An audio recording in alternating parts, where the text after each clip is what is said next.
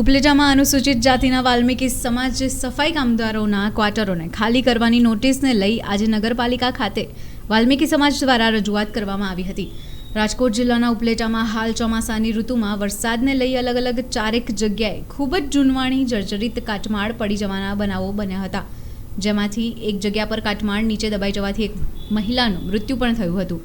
જે બાબતોને ધ્યાને લઈ ઉપલેટા નગરપાલિકા દ્વારા વધુ કોઈ આવી જાનહાનિ ન બને તેને ધ્યાને લઈ આવી જૂનવાણી અને અતિ જર્જરિત રહેણાંક વિસ્તારમાં આવતા મકાનોને ખાલી કરવાની નોટિસો આપવામાં આવી હતી, જેમાં સ્મશાન રોડ પાસે આવેલા વાલ્મીકી સમાજના સફાઈ કામદારોના ક્વાર્ટરને થોડા જ દિવસોમાં ખાલી કરવાની ઉપલેટા નગરપાલિકા દ્વારા નોટિસો આપવામાં આવી હતી। વાલ્મીકી સમાજ સફાઈ કામદારોને તાત્કાલિક અસરથી મકાનો ખાલી કરી અન્ય જગ્યા પર સ્થાયી થવું ખૂબ જ મુશ્કેલીભર્યું હોય, સરકારના અન્ય જગ્યાએ કે અન્ય ક્વાર્ટર ન ફાળવે કે રિપેરિંગ ન થાય ત્યાં સુધી તમામ ક્વાર્ટરોને ખાલી કરવાની કાર્યવાહી રોકવા માટે આજે ઉપલેટા શહેરના વાલ્મીકી સમાજ અને સફાઈ કામદારો ઉપલેટા નગરપાલિકા કચેરી ખાતે રજૂઆતો કરવા પહોંચ્યા હતા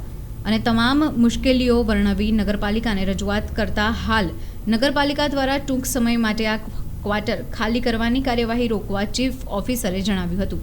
સાથે નગરપાલિકાના પ્રમુખ વર્ષાબેન ગજેરાને પણ આની રજૂઆત કરવામાં આવી હતી। સુધરાઈ સભ્ય હરપાલસિંહ, વાલ્મીકી સમાજના ગુજરાત પ્રદેશ પ્રમુખ જીતુભાઈ બારૈયા, જયેશભાઈ ત્રિવેદી, રહેવાસીઓએ પણ આ રજૂઆત કરી હતી। મારું નામ જીતુ બારૈયા, સમસ્ત વાલ્મીકી સમાજ ગુજરાતના પ્રદેશ પ્રમુખ। હાલમાં ઉપલેટા નગરપાલિકા દ્વારા જે વર્ષોથી અનુસૂચિત જાતિમાં આવતી જે વાલ્મીકી સમાજની જાતિ રહી તેના સફાઈ કામદારો તે 16 ક્વાર્ટર છે,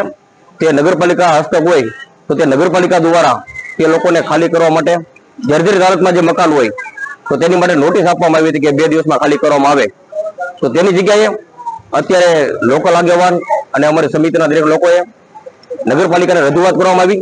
કે જે મકાન છે તેમાં અત્યારે વાલ્મીકી સમાજના સફાઈ કામદારો પાસે બીજો કોઈ વિકલ્પ નથી એટલે અત્યારે ખાલી કરવામાં નહીં આવે। તો તે બાબતે નગરપાલિકાએ અમારી વાતને માન્ય રાખી અને ખાસ કરીને નગરપાલિકાને મેં રજૂઆત કરવામાં આવી કે આ જે સફાઈ કામદારો છે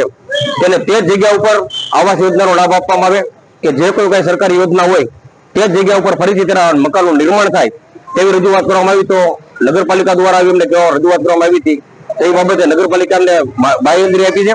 કે અમે જ્યાં બનશે ત્યાં સુધીમાં ટૂંક જ સમયમાં ત્યાં આવાસ યોજના ઉભું કરીશું અને આ સફાઈ કામદારો બહાર ક્યાં લઈ જવું પડે ખાતરી આપી છે। તો આ બાબતે અમે નગરપાલિકાનો પણ આભાર માન્યું છે અને અમારી સાથે જે સદસ્યો હતા તેનો પણ અમે આભાર માન્યું છે વાલ્મીકી સમાજના દરેક લોકો। ઉપલેટા નગરપાલિકામાં મચ્છી માર્કેટમાં એક જર્જરિત મકાન પડવાની ઘટનાને અનુસંધાને આવી અન્ય જે જર્જરિત મિલકતો છે તો એમાં એક ઉપલેટા નગરપાલિકાની સફાઈ કામદાર આવાસ જે જર્જરિત છે એમને 3 દિવસ પહેલા નોટિસ પાઠવવામાં આવેલી હતી। આજરોજ 63 સફાઈ કામદારોની રજૂઆત અત્રેની કચેરીને મળેલ છે અને તેઓએ આ જ જગ્યા પર રિપેરિંગની કામગીરી થવા માટે અથવા તો એમને એ જગ્યાના પ્લોટ ફાળવવા બાબતે જે રજૂઆત અમને મળેલ છે તો એ આ તમામ બાબતો નીતિ વિષયક હોય તો નિયમાનુસારની દરખાસ્ત અમો પ્રમુખશ્રી મારફત જનરલ બોર્ડમાં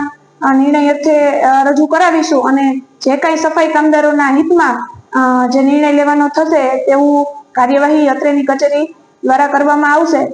તેમજ તેઓશ્રીની જે ભલામણ છે તો હું આપના માધ્યમથી એ કહેવા માંગુ કે આમાં સફાઈ કામદારની અને અન્ય કોઈ પણ વ્યક્તિની જાન છે એ કિંમતી હોય તો એમને પ્રાયોરિટી આપી અને અમે ઉપલા અધિકારીશ્રી ઉચ્ચ અધિકારીશ્રીની સૂચના મુજબ જર્જરિત મકાનને નોટિસ પાઠવવાની કાર્યવાહી કરેલી છે। આભાર।